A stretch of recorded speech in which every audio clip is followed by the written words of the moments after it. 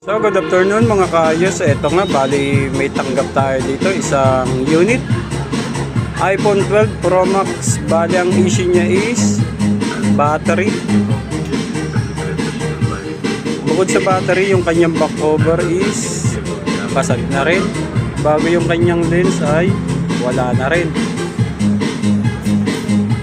Ayun nga mga kaayos, once na lumubo ang kanyang battery, mas preserve natin na agahan, kasi once na hindi natin agahan, natatama yung kanyang battery, LCD.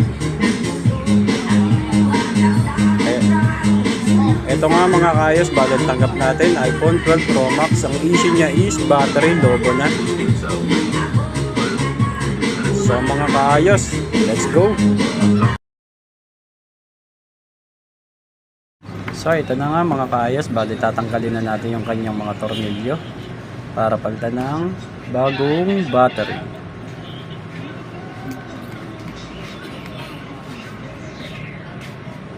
So mga kaayos, ito na, baklas na siya. Kakabit na natin yung kanyang bagong battery. Ito yung kanyang lumang battery, medyo ano na nga naman siya, loko na.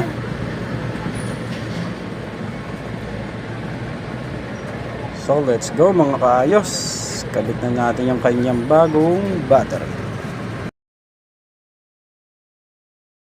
Ito na nga mga kaayos, bali na ikabit na natin yung ating bagong battery sa iPhone 12 Pro Max.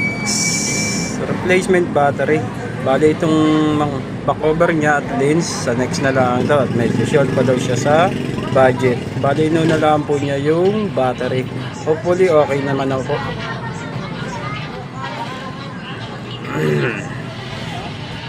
60%. Sa mga kaayos, hanggang dito na lang. Thank you.